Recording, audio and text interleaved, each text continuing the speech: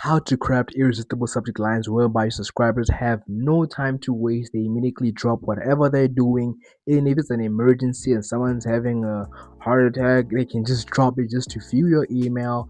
And that's through having a good subject line which applies hooks, curiosity, just a subject line, a title which evokes a certain emotion within your subscriber. And that's what I'm going to be teaching you in this video. I'm going to be giving you how to craft a good subject line, good hooks, just bring curiosity, all the fundamentals and psychological tactics needed to craft a subject line, because mostly and most of the time subject lines have to do with having psychology with it. Okay, because let me tell you something, in today's age, the attention span is at its all-time low, meaning that you have to find a way to hook somebody and get the attention to view your email. And even if you might say, oh, I already have a big email list, they trust me, they're already warm, people don't have time. Sometimes people just don't have time, even though you provide value. Some people just are mentally not there, and all it takes is just a very well structured hooking subject line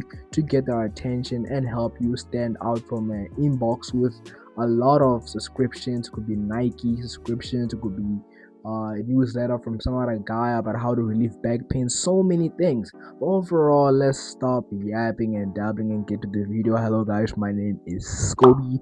Welcome to Build by Email channel, where we spread the awareness of email marketing, make videos about email marketing tips, boosting open rates and a reputation, follow-up strategies on e-commerce, all everything that's to do with email. So make sure you guys like, comment, subscribe to Built by Emails, and turn on post notification to not miss out on a single gem that I drop. And yeah, enough yapping and dabbling, and let's get to the actual video.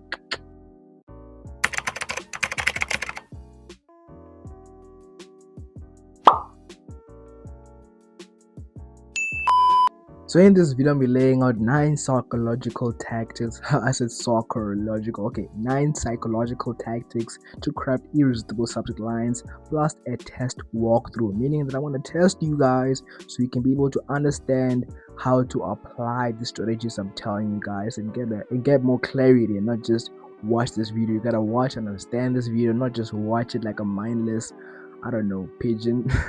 Here are the importance of psychology, guys. Okay, boom. Research shows that subject lines, tapping into curiosity gaps or emotional relevance can dramatically improve open rates because they align with how the brain prioritizes information, which means the human attention span today is fried to the bone. So you have to apply psychology to stand out in a crowded email inbox. So here's hook 1, curiosity. Open the loop but don't close it. People hate unanswered questions more than they love information. When you're talking to somebody, talking to your friend, you're like, man, I want to tell you something serious, okay? But I'll tell you later. That annoys a lot of people. I know you guys can relate to this. We all had a friend that told us they want to tell us something serious that they heard about you, and then they say, no, I'll tell you later. That's a curiosity hooking tactic, a psychological tactics. When you tell it to your girlfriend will lose her mind. You'll be like, it's because it's like we don't like unanswered questions. Now our minds are occupied on what could possibly be the reason for that overall question, and that's what you need to do to subscribers. You have to create a little mental itch so that they can just question what is in this email for this guy to send me such a subject line which is psychologically hooking. So here's what works: hint a result or an insight. Don't reveal the full answer yet until the email is open, and you can reveal the full answer. Obviously, create a mental itch, as I said. So how TVs are. I personally like 90 Day Fiance. Whoever likes it, shout out to you guys. Meaning, those TVs literally have one of the most dramatical scenes in the end, and that's to really create this hook so that you can stay tuned for the next episode. Whenever the TV is about to show, it's about to end, they show you what's next, and they show you the craziest dramatic things. There are even some scenes are not even real, where they try to mix the scene to make it seem like the specific character said this thing to another person. You're like, wow, this cannot be true. This is a curiosity hook to let you stay tuned for the next episode by providing such a dramatic scenes in the end of the show to keep you tuned for the next episode. So overall, why does this tactic work? The brain wants closure. When you feel that curiosity, if you just like cut the question, cut the answer so quick that the brain just loses it. It's like, because there's so much thinking of what could be the possible answer to this. So the brain really wants closure, and that's just a little simple hook to start off, a curiosity which basically opens the loop but doesn't close it until the emails open. Then they close it by providing what's the reason for the subject line. So here is a curiosity test to put into a test. I told you I want to give you a test to test your abilities. So boom, let's see which one is right or wrong. I'm gonna give you 5 seconds. So you gotta determine which option is wrong, option 1 or option 2. So boom, option 1. Here's the subject line of option 1. Most people get this wrong about subject lines. Here's the full guide. Option 2. Most people get this wrong. Full stop, full stop, full stop. Which is showing continuation. I don't know English, but guess which one is right? Option 2 is right. And why is that so? Because option 1 kills curiosity by implying everything will be explained up front. Boom, hook to relevance. If it's not about me, I ignore it completely. So basically, people only care about themselves. Okay guys, it's not about your business, the problems, the goals. They care about them, not about, okay, you did this in January 2010, you made this campaign or whatever. Nah, it's about what is it for me, not about you. Okay guys, boom, here's what actually works. Speak to a specific pain point. I call out the situation they're in, make it obvious who is it for. And overall, an effective way to do this is segmentation, because in order for you to have good hooking subject lines, you gotta be able to understand and know the subscriber, meaning that you gotta do research, do emails where have your emails have replies to get more data, and where your audience is at. We're ensuring that ads, you can be able to set up automation specifically for them, because the better you can segment your stuff instead of sending to everybody at once, the better the engagement, because it's relevant to them. Imagine we're all into fitness. I want to build muscle and lose fat. The other guy wants to lose 300 pounds, and you're sending emails about how to, bench pressing, builds muscle and loses. It's not going to be relevant, and the subject line won't be as effective because it does not relate to the person's overall step of the journey. So overall, why does this tactic work? Your brain filters content instantly. If it doesn't scream this is for you, it gets ignored completely. So here are examples you can use for yourself to get more clarity on the relevance subject line psychological tactic. If you're getting views but no sales, full stop, full stop, full stop. I don't know if it's colon, but the dots for just extra continuation. I'm sorry guys, I don't know English, but you get what I mean. Creators stuck under 1,000 subscribers. If your emails aren't getting opened, it's relevant to them. This segmentation and the emails is way more catered to their situation, which increases open rates, because you're like, they feel it. They feel the subject line. It's not just relevant random stuff. So hook number 3 is belief shifts. Challenge what they think is true. This hook is literally one of the most brutal hooks you can do, and I advise you guys to not abuse this hook, because abusing it will cause a lot of unsubscribes, because now you're literally offending people. It's challenging their belief and not having things to back it up. A person that does it is Felix Fearless. He does this thing of where he has he does a lot of belief challenging hooks in his YouTube shorts, not email, not subject lines, but it still counts the same thing, where he's gonna be like, I don't know, I could say something like, this is why tall guys want to get girls. Like, he just challenges a belief, because people think tall guys get girls, and he says this. But in his video, in his short form video, he does not really have proper information to back it. That's why that's why people don't really like him, because some of his videos don't really back the dramatic hook he had in his video at the beginning of his short form video. You're not gonna make 100 grand a month ever if you still have this ego that you must do it yourself. That you gotta be the person that edits the video. You have to be the person that sells. You have to be the person that fulfills. You're not that smart. And until you can accept that, until you can say, you know what, I cannot physically be the best at 10 different things, because that takes away from what you're really good at. I do not want to be the smartest person in my company. If you're the best person in all of these fields, your business is limited to how much you know. You will never make this kind of money, ever. You will be stuck around 10 to 20 to 30 grand a month forever. Why are you doing all these things that you can replace yourself with someone who's better than you that can move the business forward? Because people open emails when something challenges their current understanding. So here's what works.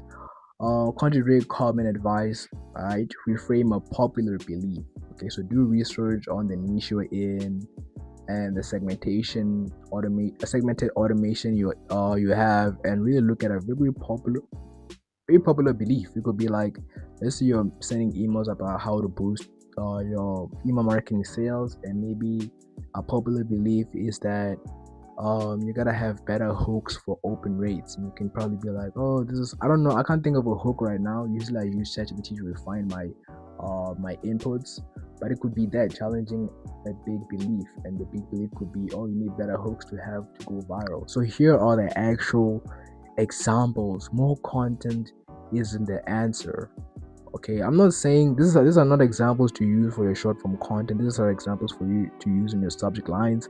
So more content isn't the answer, because people live in a belief that, okay, if I be consistent, is the answer. But as I said, it should not be used, in a misleading way. It's like this scene of Spider-Man where Uncle Ben told Spider-Man to you, if great power comes great responsibility. That's how you gotta view the situation, because if the email does not literally support what you're saying with this belief challenging subject line, you're gonna have a lot of people mad, because saying more content isn't the answer. You gotta really have a good email to back it up. It could be, okay, quality over quantity. Providing quality content attracts more followers than quantity overall, stuff like that. Another example is why consistency is overrated. Consistency is a huge popular belief. People think, oh, the more you're consistent, the better results you're gonna get. Your hooks aren't the problem. People believe hooks are the problem. The reason why they're not going viral is the hooks, and it's gonna just make sure that it's the email really backs it up. Okay, use it with responsibility. So hook number 4 is outcome oriented thinking. Promise a clear win authentically. So boom, people open emails for outcome, not information. Don't just be there saying, oh, did you know that you can do this? Just promise an outcome. When they see an outcome that they want and desire, they'll open the email. So boom, here's a little test, okay, to see if you can get this hook part, the hook for outcome oriented and thinking. Let's go. We have option 1 and option 2. Option 1, email marketing tips. Option 2, more opens, more clicks, more sales, less stress. Full stop. Which one is the right one? Option 2, because it's promising an outcome. You're just saying email marketing tips. It's like you're just offering information. I feel like it can be helpful if your list is very it really knows you. You have a very warm list. But in today's age, people have short attention spans, so you gotta really get straight to the point, bro. You gotta really get straight to this overall hooking and psychological tactics, because people, they don't got time. Oh yeah, email marketing tips is boring, bro. People, their brains are fried from the doom scrolling, so make sure you apply that.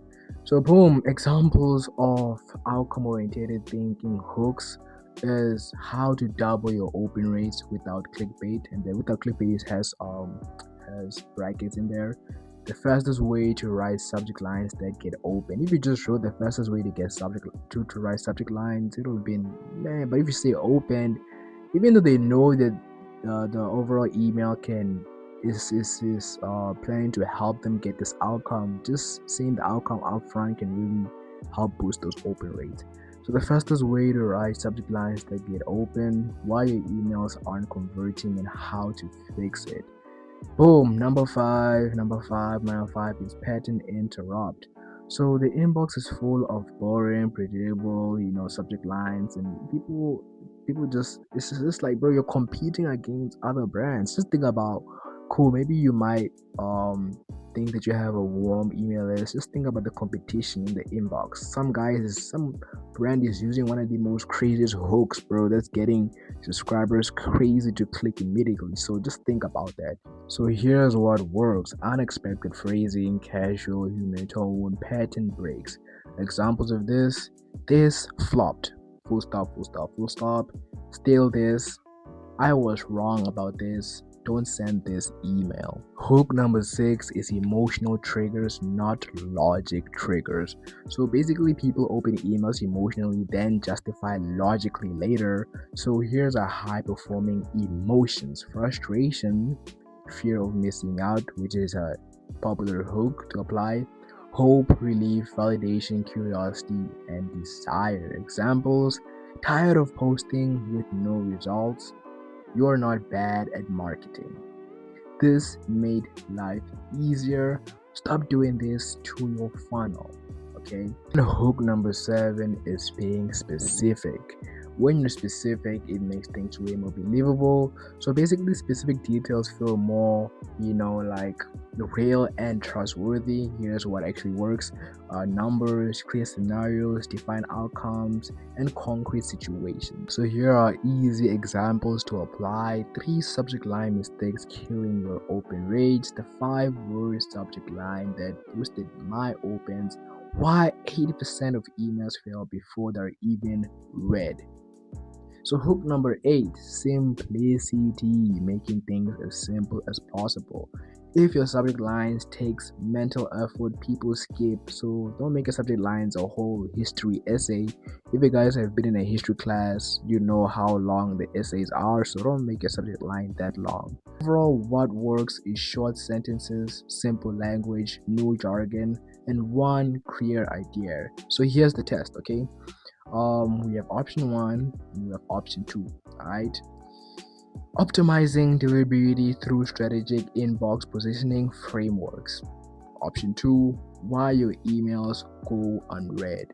Guess which one is right? Option 2 is the right one.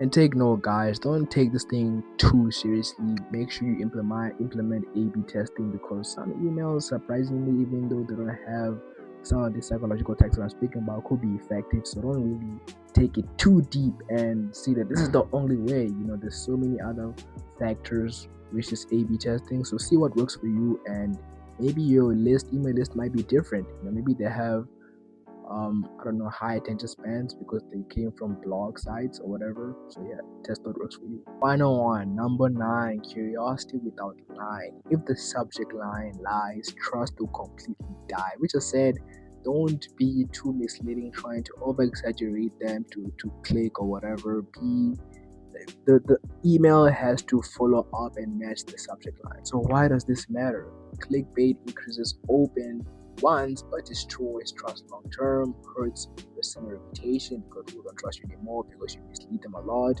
and increases unsubscribers. So here's a test. We have option 1, we have option 2. Teases something real inside the email, promises something the email doesn't deliver. Which one is right? Option 1.